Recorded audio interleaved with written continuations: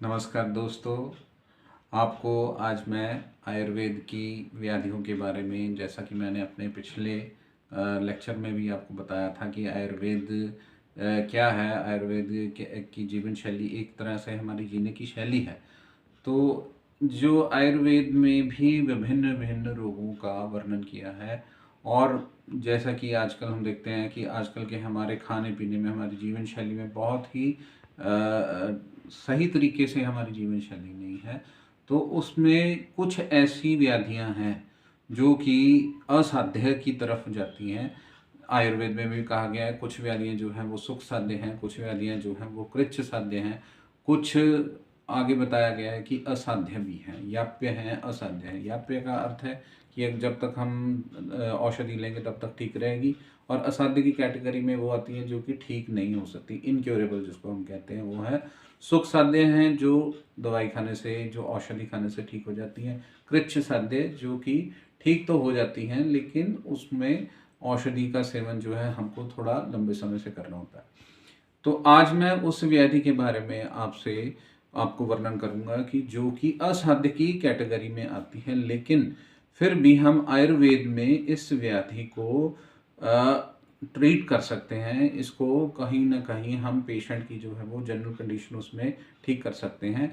और ये व्याधि जो है वो हम सब जानते हैं, और अगर हम एलोपैथिक में इसको हम कैंसर कहते हैं, इसी को आयुर्वेद में जो इसका वर्णन जो आचार्य चरक ने और आचार्य सुश्रुत ने दिया है। आचार्य चरक ने इसको मास अर्बुद में माना है या अधिमांस में माना है, और जो आचार्य सुश्रुत है उन्होंने इसको अर्बुद की कैटेगरी में रखा है कि इसको जो एक्स्ट्रा ग्रोथ। अब क्या है, हम कैंसर के बारे में ही सबसे पहले समझें कि कैंसर आखिरकार है क्या चीज़। जो कैंसर है वो जो हमारी बॉडी है, जो हमारा शरीर है, ये छोटे छोटे कणों से बना है जिसको कि हम सेल्स कहते हैं।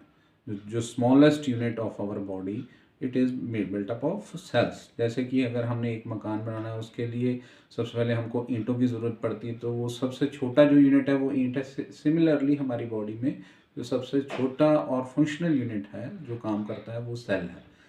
तो सेल की अपनी एक आइडेंटिटी है, उसकी एक अपनी स्ट्रक्चर है, उसकी अपनी एक फंक्शन है, ठीक है। तो उसमें जब एकदम से बदलाव आ जाता है, जो उसकी नॉर्मल स्ट्रक्चर है या जो नॉर्मल उसका जो फंक्शन है, उसमें एकदम से जब बदलाव आ जाता है तो हमारे सेल्स की एक्स्ट्रा ग्रोथ होना शुरू हो जाता है बॉडी में। जो अननेसेसरी ग्रोथ जिसे हम कहते हैं वो हो जाती है। तो जब वो अननेसेसरी ग्रोथ होती है तो उसको हम किस कैटेगरी में रखते हैं? उसको अर्बुद की कैटेगरी में रखते हैं। अब अगर हम थोड़ा एलोपैथिक की तरफ या मॉडर्न साइंस की कंपेयर करें तो इसमें दो प्रकार के अर्बुद को हम ट्यूमर कह सकते हैं। तो ट्यूमर जो है वो दो प्रकार के हैं, एक बेनाइन ट्यूमर होता है और दूसरा जो है वो है मैलिग्नेंट ट्यूमर।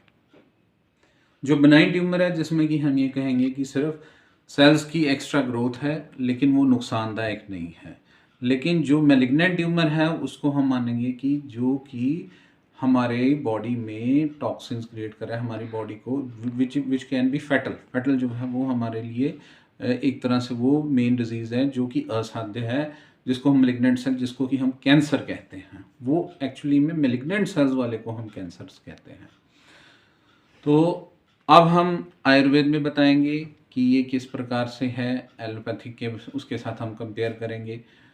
अब आयुर्वेद में भी कई आचार्यों ने वर्णन किया है कि ये जो हमारी धातुएं हैं, 7 प्रकार की हमारी धातुएं हैं, रस धातु, रक्त धातु, मांस, अस्थि, मज्जा, शुक्र, ऐसे ही हमारी सप्त धातुएं हैं, यानी कि जो टिश्यू लेवल्स हैं। उसी में ही कंपैरेटिव स्टडी अगर हम, जैसे रस धातु है, रस धातु में कौन कौन से हमारे जो हैं वो कैंसर आते हैं, वो है जैसे लिम्फोमा है, जो लिम्फ नोड्स के कंसर्न, जो रस की धातु है उससे कंसर्न उनके सेल्स में जो एक्स्ट्रा ग्रोथ है तो वो वैसा कैंसर बन जाता है।